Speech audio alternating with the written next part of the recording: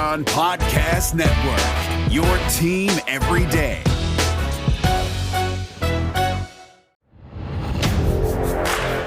You are Locked On Big Ten, your daily podcast on the Big Ten Conference.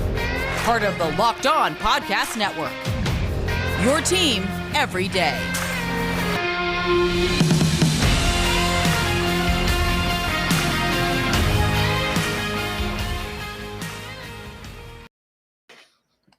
Seven of the Big Ten's best were selected in the first round of the 2021 NFL Draft. So this is the first round recap of the 2021 NFL Draft here on the Locked On Big Ten Podcast. Hello, everybody, and welcome to the Locked On Big Ten Podcast, a part of the Locked On Podcast Network. I'm your host, Ben Stevens. It is Friday, April 30th, and it is truly Friday, April 30th. We are delivering this to you live early on a Friday morning, about 12:45 p.m. Eastern, with our instant reaction to how the first round of the 2021 NFL Draft went on Thursday night in Cleveland, Ohio. Seven of the Big Ten's best of yesteryear, now future stars in the National Football League. And joining me on this Friday episode is our dear friend, George Balekji, a sports reporter and anchor at NBC 15 in Madison, Wisconsin, right in the heart of Big Ten country, who was following it all throughout the first round of the NFL Draft. George, a pleasure to have you back on the show. I feel like it's been too long, but I'm glad to get your thoughts here on how the first round went for the Big Ten stars in this NFL Draft.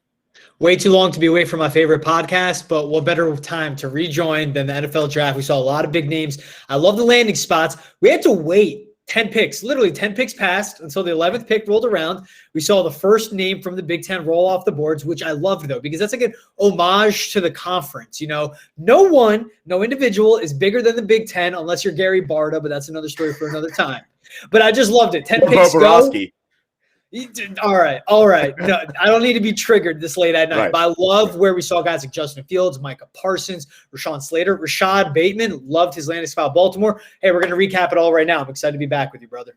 And that's what we will talk about. The best fits, the best schemes, everything that went down in the first round of the NFL Draft for the stars coming out of the Big Ten Conference. And on today's episode, that is our focus, a full recap of the first round of the 2021 NFL Draft. But if you want sports news outside of the Big Ten Conference, I'm sure the focus is still the NFL Draft, though. You can get all the sports news you need in under 20 minutes with the Locked On Today podcast. Host Peter Bukowski updates you on the latest news in every major sport with the help of our local experts. Follow the Locked On Today podcast on the Odyssey app or wherever you get your podcast. Peter is also the host of Locked On Packers. I'm sure he has a lot to say about how Thursday went for everything in Green Bay. And George, I'm sure, can say a lot about how everything went on Thursday for those Packers and as it pertains to Aaron Rodgers. But hold on, George, before we dive even deeper into our first round recap, we have something live and breaking right now. I'm going to bring him into the show. It is Alec Scazafave. He works for the NFL. He was part of putting together the prospect list for this opening night of the NFL Draft. He is live right now, George, in Cleveland, Ohio, boots on the ground in Cleveland, and he joins us now. You know Alec. You grew up with him. He is a dear friend of yours. He is a dear friend of mine. It is a pleasure to have him on this podcast so he can set the scene for us on how this opening night of the 2021 NFL Draft went off without a hitch, really, in Cleveland, Ohio. Alec, a pleasure to welcome you on for your debut of the Locked On Big Ten podcast. Boys, it is an honor to be here with you. As you see me sitting here in my Hilton Cleveland room, you've got my bed that isn't made behind me. Nice decor above. Yeah, beautiful. Housekeeping didn't come in today. We were busy, though. It was a great day, honestly. It was a huge event for the NFL, at least from our perspective. First time everyone really being back in person, getting these prospects back here, having their families on site, having them. There was a lot of energy tonight. They had their pods, they were separated, a lot of social distancing, but we got some Kings of Leon on the stage. We had some fun backstage. It was a great time. Excited about it. We saw, as you guys said, some real big names go to some real big spots, and I think they're going to make a big impact this year coming up. So I'm excited to see where they go in their careers, and I think a lot of them are in positions to really succeed moving forward. I said Alec Scazafave, but I like to pronounce it in the traditional Italian way as Scazafave. But anyway, Alec, before I let George ask you a question about what you thought of how the Big Ten stars went in the formation of this 2021 NFL Draft, is the minibar, is it comped by Commissioner Roger Goodell? Can you just pull out whatever you want? Unfortunately, it's not. I got to put down my credit card for those incidentals. So I stay away from that. The mini bar will get you. Those little shooters at like $10 a pop. Just go down to the hotel bar. I might as well just hop COVID safe. Yeah, wear your mask. George, you have a question for our friend Alec about the Big Ten. Oh, yeah, of course. Sorry, Thursday I didn't night. naturally go into Yeah. You're Kinda a wonderful co-hosting it, yeah. moderator. So, yeah, Right. I always Stop roll looking with at that. me. He's just excited. Exactly. That's what it is. I'm just mesmerized by this all. No, I liked a lot of landing spots. The names that jumped out to me. Rashad Bateman, he even went higher than I thought he would. Obviously, we saw a guy like Justin Fields fall further than a lot of us expected. But of course, Chicago Bears made a big leap to get him as well. But the name that jumped out to me, because I think that's a guy, there's 3 day one starters I think were selected today. Rashawn Slater, Justin Fields, and Micah Parsons. And Rashad Bateman, but we'll see how the depth chart works out in Baltimore. But I think those are the 3 big names that we can see start day one. Out of those guys, who jumped out to you the most? Who do you think was the best landing spot there? And I'll say Greg Newsome, too, could be a day one starter. So Kwity Paye, too. That's where I was going to go with this, too. I was going to say, that I've been on Greg Newsome since basically day one. I told you about him. I was like, dude, this kid is an absolute baller. And he's throw the Big Ten out the window. He is, I think, my favorite pick of the first round. I think where he went. I think if you go back to those AFC playoffs, what did the Browns probably leave that playoffs doing? They realized we're not good enough to match up with the Kansas City Chiefs right now as we're currently constructed. They went out in this offseason. They fixed some of their back end by getting some safety help. And they went even further by addressing that yet again and going out and I think probably the most well-rounded corner in the draft. He doesn't have weaknesses to his game. He'll come up. He'll play the run. You can put him in zone. He can play bump man and run. He gets his hands on you. He's good in press.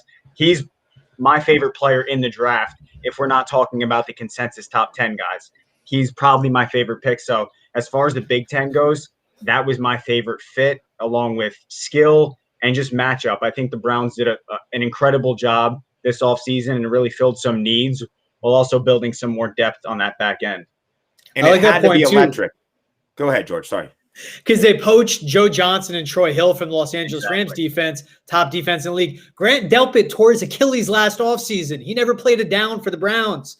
He's not going to be 100% this year, but when he's back, and then you have Denzel Ward, who they just signed the 5th-year option of him as well, which just makes sense coming off Pro Bowl years too.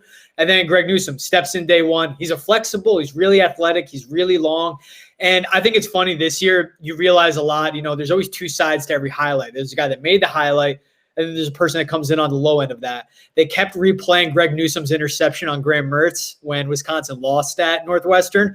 But that was a play. Yes, Mertz let that ball in a little too much inside, but that's still a sideline catch or interception made by Newsome. Inside his body, he had to contort his way to get that. Wasn't an easy interception at all.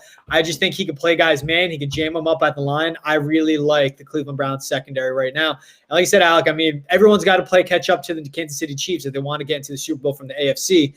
And the Browns made a really big push for that. I think it was a great pick by them there. It had to be electric in front of the hometown crowd, back in front of fans on this opening night of the 2021 NFL Draft. Alec, what does Cleveland have in store for us for the next couple of nights of the NFL Draft before we let you go? Yeah, so it was a great night. Obviously, one of the better moments of the draft, I think, for Cleveland could be when the Pittsburgh Steelers came on the clock and they had a great chance to, boo them. But we do have some, great things lined up for the rest of the weekend coming in. Tomorrow night, we'll be backstage again in the green room. We've got 32 current players and or legends coming in to make picks for their respective teams. So look for that. They'll be spread out evenly throughout the, second and third rounds. And we'll also have those guys joining Draftathon, which if you're not familiar with, that was our piece last year. We had the charitable piece where we had guys come on and really just talk football, talk life, talk everything. That was obviously in the beginning of the pandemic and whatnot. So getting a chance to come back on a year later and kind of talk about what everyone's been doing over this past year, what they've been doing to try to help their communities. That's a big piece of what we've got going on. So we're excited for that tomorrow night as well. A man that works with the league office on the Locked On Big Ten podcast following the opening round of the 2021 NFL Draft. That is the kind of exclusive coverage we bring you here on the Locked On Big Ten podcast, a part of the Locked On Podcast Network. Alec Scazafave, if you will. Enjoy Cleveland, Ohio. Enjoy the second night of the NFL Draft. Thank you for being here live on the ground in Cleveland. That's the kind of reporting we give you. Alec, thank you very much for your time. Gentlemen, I appreciate it. Have a great night. Go Big Alec, Ten. you got to see if you could sit in Rodgers' chair at one point. You think I could maybe if I run out on the stage and then that'll just be the end of my NFL career. Right. Hey, but you can come be a Big Ten guy with George and I if you want. I could go out on top. Hey, let me know how this does after it airs, and maybe there's a future there. Huge numbers. And I'll get out on stage, and then I go. All right. Wave bye to Alec, George. Bye, Alec. We'll miss you. Goodbye from Big Ten country. Be good. So, George, like we mentioned, great insight there from Alec Scazafave, who was there on the ground in Cleveland, Ohio. Now we get even deeper into our first round recap. Before we give some of our thoughts on how this night went for the Big Ten Conference, let's list off the 7 guys that were drafted in the opening round of the 2021 NFL Draft. It began, like you mentioned, at number 11 overall, the Chicago Bears moving up to select their quarterback of the future, coming out of Ohio State, Justin Fields. Then right after that, at number 12, Dallas, who traded back, selected Micah Parsons, the linebacker out of Penn State. And then right after that, 3 in a row for the Big Ten Conference after not having a pick in the top 10, Rashawn Slater, the offensive lineman out of Northwestern, going to the Los Angeles Chargers. A couple picks later, at number 21, to the Indianapolis Colts, Kwity Paye, the edge rusher out of Michigan. Number 26, like Alec mentioned, his favorite pick from the Big Ten Conference on this opening night, Greg Newsome, the second out of Northwestern as well. Number 27 to Baltimore, Rashad Bateman, the wide receiver out of Minnesota. And then to finish off the opening round for the Big Ten Conference at number 31 to the Baltimore Ravens, another Baltimore Big Ten pick, Jayson Oweh, the talented edge rusher out of Penn State. So 7 in total. Your impressions overall about what you saw. You said you really liked some of the picks right there at 11 through 13. Let's start with Justin Fields. How big of a moment was that for the Chicago Bears to seemingly do something right in the first round of the NFL Draft to find their future quarterback? It's absolutely mind-boggling that Ryan Pace got another first-round quarterback to draft after the way he fumbled the bag a few years ago. Mm-hmm. But hey, he gave himself a few more years on his role. And what I'm just hoping for is that Ryan Pace and they do not ruin Justin Fields' career. That's all I'm hoping for. Matt Nagy, Ryan Pace. I really like Justin Fields as a player. After what happened to him in this offseason leading up to the draft and the debacle for whatever reason, him falling, I really want to see the guy succeed and prove a lot of people wrong. But I think it's a great spot because Nagy's always been touted as an offensive genius, obviously come from the Andy Reid coaching tree. It was just a matter of can he get the guy in there that he can work with. Justin Fields is that dude. I mean, he's going to have Allen Robinson, Darnell Mooney, and then possibly Anthony Miller if he's not traded this offseason as his receivers in Chicago.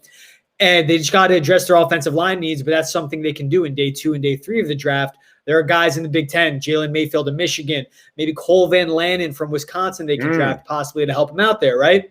But the thing with Justin Fields, he's a gamer. He's a dog. What he did against Clemson in the college football playoff semifinals is one of the most amazing things I've ever seen because he could barely get on an exercise bike because his ribs were so banged up, and he was still just dropping bombs on that defense like it was absolutely nothing.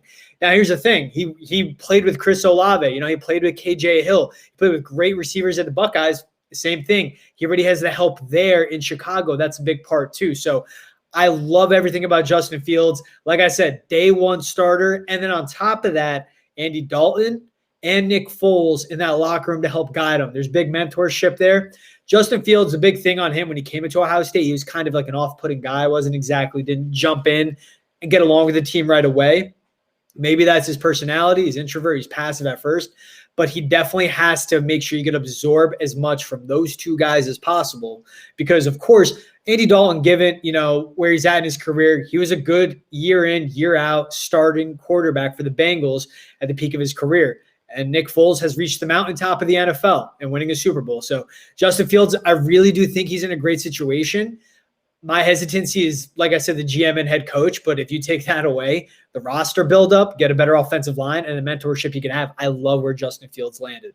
It was a nice thing to see Bears Twitter happy, actually ecstatic, when they announced the trade had been made and the Bears had moved up from number 20 to number 11. There was some hesitation because Mac Jones was still on the board. But for the selection of Justin Fields, I think was perfect. I think it is exciting for Chicago. And I think you bring up a great point. I think this is the offensive scheme and system that works best for Justin Fields that Matt Nagy runs. It is right off the Andy Reid coaching umbrella, and you can see a lot of the same facets of that offensive scheme. I think Justin Fields is the right quarterback who has the right demeanor and athletic traits to do so. I look forward to seeing what Justin Fields does in that Chicago offense. I'm expecting big things out of Justin Fields and what the Bears can do in the years to come, maybe saving Matt Nagy and Ryan Pace's jobs, at least for the time being. So, George, let's move on. Yeah, go ahead. And this quickly. is We the got to keep the interesting pace part. going, but go ahead. Yeah, I got you. But for Ohio State, he's just the third quarterback taken in the first round, which I think is amazing because you think of the brand, the pedigree, the elite level that Ohio State's at. The first quarterback taken in the first round, Art Schlichter, 1982 by the Baltimore Colts, who then became the Indianapolis Colts. And then, of course, Dwayne Haskins a couple of years ago going to the Washington football team. So I think Justin Fields, everyone goes like, you're not drafting the school, you're drafting the player. Justin Fields, to me, can be an all-pro quarterback at one point. And he has athleticism. My one thing, I love the way that he can run the RPO. He can do a lot. He can get the job done with his feet as well. But I remember how angry he ran this past season. He's in the NFL now. Guys are going to pop him a lot harder. They're going to hit a lot harder. I want him to stay healthy. And the way he does that, go out of bounds, brother. Learn how to slide, brother. Don't lower your shoulder to these big linebackers. That's what I got to say for that.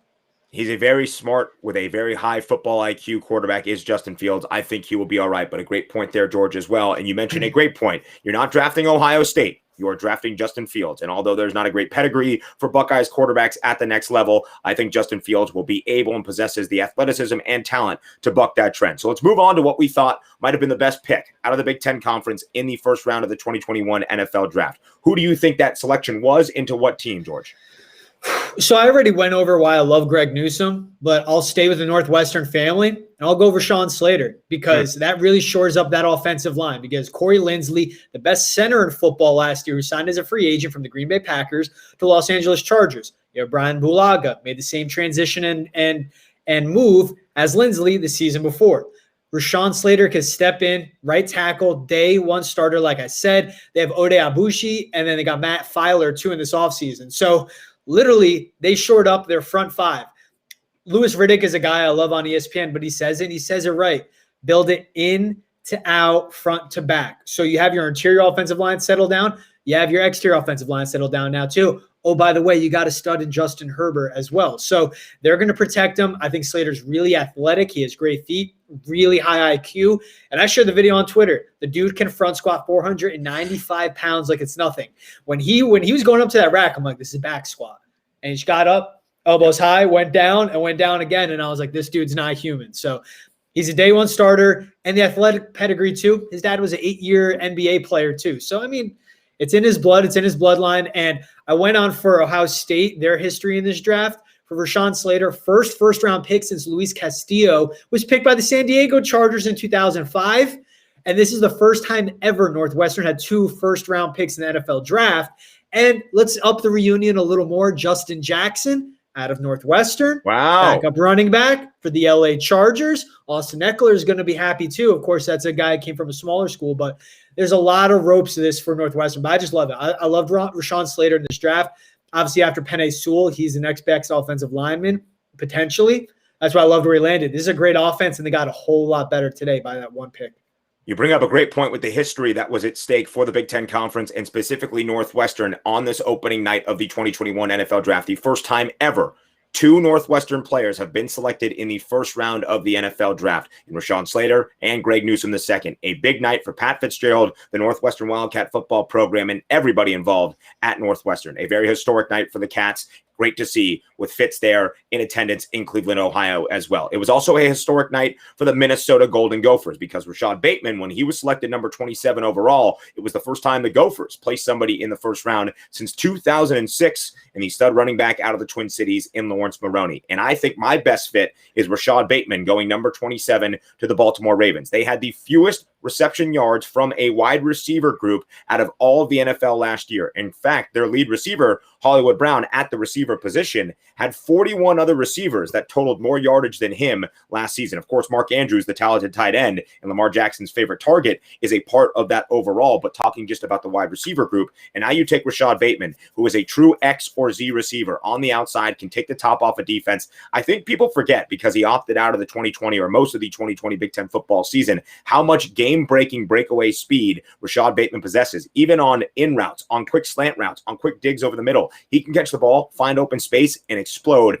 and blow away the defense. He is that incredibly talented. He's an incredible pass runner, or a route runner, I should say. Incredible about going up and getting the ball. I think Lamar Jackson has found his new go-to target. I know Jamar Chase is there. I know Devontae Smith is there. But when I compare Rashad Bateman to them, I think Bateman has one of the most successful NFL careers out of any receiver drafted in this 2021 NFL draft. I am that high on the pick. I'm that high on the fit for that Baltimore Ravens offense. I think Lamar Jackson should be salivating. It was one of my favorite picks, Big Ten or not, of the entire night of the opening round of the 2021 NFL draft.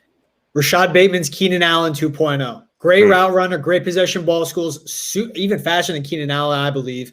But I just love him. And superior athlete. You always love the stories of like basketball player in college turned football player in the NFL, right? He could have went to Virginia Tech or Penn State to play basketball on scholarship, not a PWO or whatever, on scholarship. Bateman landing there is great. You mentioned Hollywood Brown. I mean, that's a guy that's speedy, takes the top off of defense, opens up the middle routes. And of course, Sammy Watkins joined the Ravens this offseason too. Another veteran to mentor Rashad Bateman. I think Bateman, again, day one guy, steps in, makes an impact. The dude put up highlight plays and made great plays this year. No knock on Tanner Morgan. Tanner Morgan's not an NFL quarterback. Rashad Bateman's going to do a lot in Baltimore. I really like that pick.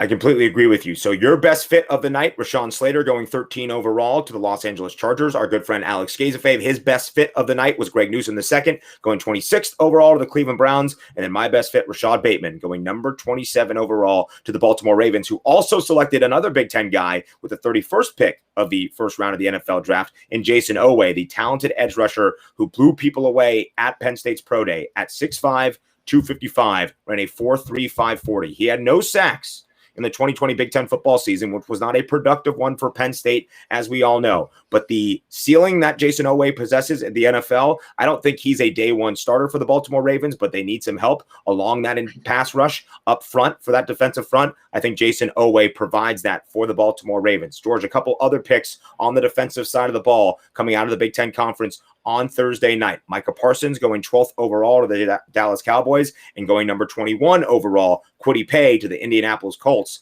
And I think Kwity Paye has one of the best stories in the entire NFL draft. Yeah, that's right. Kwity Paye, I love about it. You saw after he got drafted being interviewed by Maria Taylor and told his mom she could retire. Story's amazing. I believe they're from Liberia, but they were in a refugee camp in Guinea, and she fled from that refugee camp. There were multiple refugee camps he had to go through war-torn countries, came to Rhode Island, and at 6 months old, that's how old Kwity was. When he went to high school, he said to his mom, he saw his potential, and he said, I need to go to Hendricken High School. I'm sorry, I'm botching that. But anyway, private school in Rhode Island, I think in Providence. It was a lot of money, and his mom had to work around the clock to get him through that. And he said, if you invest in me, I will make sure you don't have to work. Went to Michigan, and he told her today she could retire. To me, that's a dream. I got chills watching that. And for a product out of Rhode Island, like literally a Rhode Island native, first round pick out of that state since Bill Osmanski in 1939. Look at these nuggets you're bringing here on the Locked On Big Ten podcast. This is why we have you for the first round recap. Appreciate you, brother. And the thing with Kwity, I like where he lands at in Indianapolis too. DeForest Buckner's that inside pass rush, that 3 technique guy. Kwity Paye could be the guy on the outside. I still think he has a lot to learn. He's very athletic, very talented. He's just still raw. But he was a captain at Michigan. I believe he's like 3 times all academic. The kid is a stud, and I think he can only get better. So it'll be the same thing. You're getting to the NFL, continue to develop. You don't have to question his work ethic because they didn't grow up with a lot of money, but he was still practicing no matter how hungry, what he didn't have or what he did have, going to high school. And that earned him a full-ride scholarship to a premier program in the country. That says that a lot about him. Now that this kid can 110% concentrate on football, no academics, no worry about where he's going to eat, 100% on football, and not worry about his mom either. I think the sky's the limit for him. And I really do. That's a guy, you see how humble he is. I really hope that's a guy that succeeds and goes far. And I think he has the mold to be sculpted, to be developed, to be coached up in the NFL. He has that personality and the athletic base to do so. I expect that to be a very productive relationship for the Indianapolis Colts and Kwity Paye. I'm very high on his athleticism. I think what he possesses off the edge is prototypical for what you would want in today's NFL. And Chris Ballard, a great general manager for the Colts, but in his tenure since 2017, the Colts have been bottom 5 in pressure rate in the NFL. So this was a big want that Chris Ballard wanted to address, and he got his guy in Kwity Paye, I think, falling to 21. A great pick for the Indianapolis Colts on Thursday night, the opening round of the NFL draft, which finishes with the first defender from the Big Ten Conference off the board in the 2021 NFL Draft, Micah Parsons, going to the Dallas Cowboys at number 12. George, what did you make of that pick for Micah from Penn State going to Dallas? You know, I loved it because I think Micah Parsons, you spoke about what Jayson Oweh is. I mean, Parsons is a freak in nature too, 260, 245 at fastest get out, 4.3 40 range as well. What's great is that Micah Parsons coming out of linebacker U in Penn State, he's going to step in and replace Sean Lee, who retired after 11 seasons in Dallas, who's also a Penn State product at linebacker. He still has a lot to work on, but, you know, he was a 5-star recruit out of high school as a defensive end, played linebacker for the Nittany Lions. He can pass rush really well, has great sideline to sideline speed, super athletic, good run stopper, sure tackler as well. Now this linebacking core is Jalen Smith out of Notre Dame, who's a stud, one of my favorite players in the league. Leighton Vander Esch went healthy, and now Micah Parsons. That's a lot there. You need to continue to make studs there. Trayvon Diggs, of course, new defensive coordinator, and Dan Quinn coming into Dallas. He likes to force turnovers. You get someone that's a hellraiser like Micah Parsons on your defense. That's going to help force turnovers a lot. So, and even for the part of Parsons, I mean, he's versatile, man, because he was taking snaps as a hybrid safety who'd line up at the slot corner. And Quinn likes to play single high safety a lot. I mean, Parsons really does fit this mold. I think it's a guy that'll get in and work. So he will do a lot. I really like this fit too. And I just think about that linebacking core. That is scary to think for NFC East teams.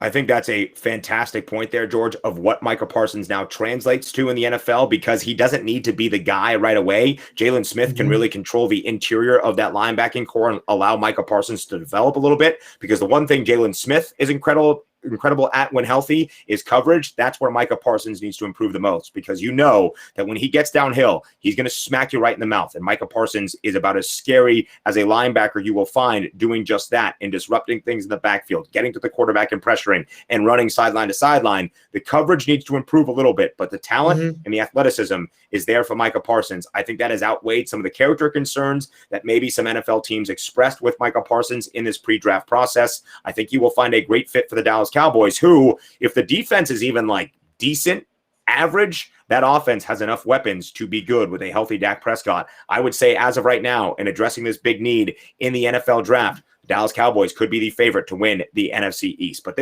we're not an NFL podcast. We're Big Ten guys talking about Big Ten players, 7 of them selected in the 2021 NFL draft's first round on a Thursday night. This has been your full recap of that first round. My man, George Balekji, brought it today. He had big shoes to fill because Alec Scazafave was reporting live from the ground in Cleveland, Ohio. But George brought it. Some of those nuggets in there, the history tied in with the translation to the next level. You impressed me, and you impressed me at all times. So the fact that I feel this way right now, George, goes to show how great of a job you did on this first round recap of the Locked On Big Ten podcast on this Friday. Thank you, my friend, as always, for your time.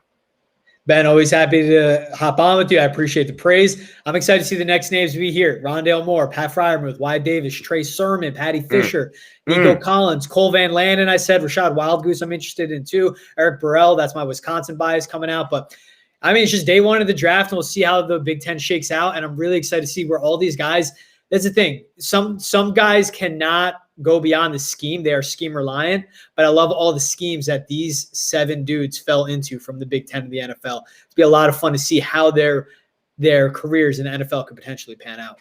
When we were talking about planning out this show, one of the categories we wanted to hit was the best fit for whatever draft pick was selected to what organization. How would it play out? I think really all 7 guys selected out of the Big Ten Conference on Thursday night have found themselves in a pretty good position at the next level. George Balekji, a sports reporter and anchor at NBC 15 Madison in the heart of Big Ten country. As always, my friend, much love, and until we talk again.